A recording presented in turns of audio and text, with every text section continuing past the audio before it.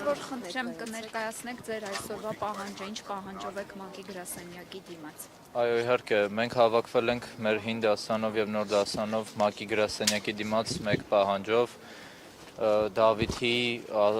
Դավիթի եւ Միքայելի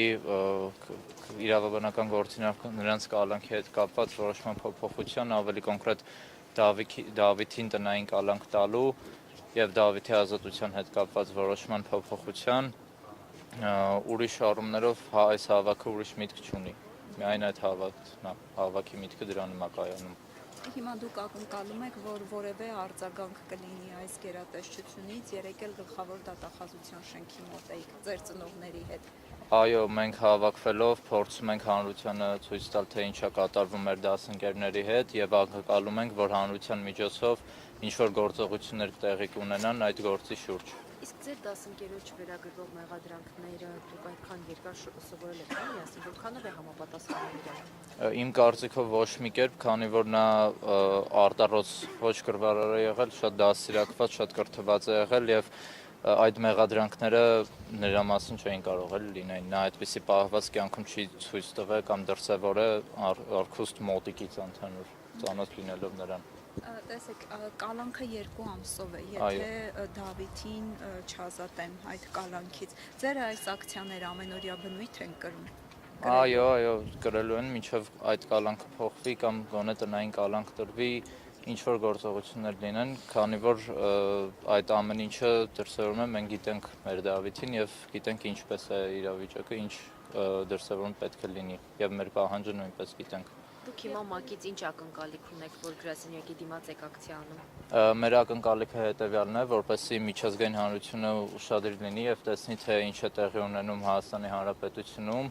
թե դպրոցականների հանդեպ, թե երիտասարդների հանդեպ եւ որպեսզի ինչ որ գործողություններ տեղի ունենան եւ որոշումը փոխվի։ Ինչ որ դիմում նամակ հղել եք, թե միայն այսքանով ավարտվելու է։ Դրա հետ կապված կոնկրետ բան չեմ կարող ասել, կարող եք հետևել, կտեսնեք։ Եղբայրներից Միքայելը դպրոց հաճախում է։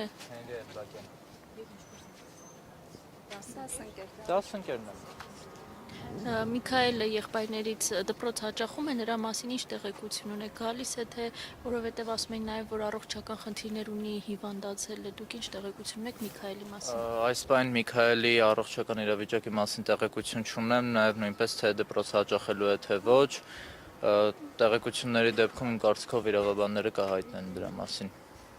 Շատ լավ, շնորհակալություն։ Դավիթի դասընկերն եմ եւ մեր այստեղ ակցիայի նպատակը եւ ուղղակի պահանջում եւ խնդրում ենք ազատություն տալ այդ հրաշալի իսկապես մարդուն եւ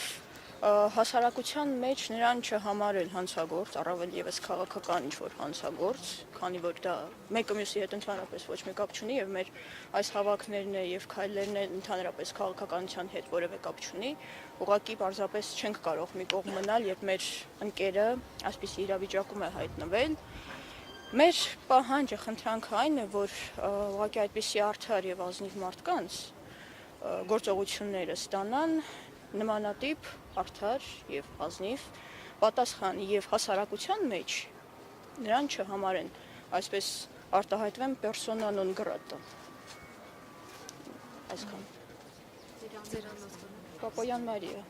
Դուք որ դպրոցից եք 29-ը։ Չէ, մենք Նիկոլ Աղբալյանը 9 տարի շարունակ իր հետ սովորել ենք։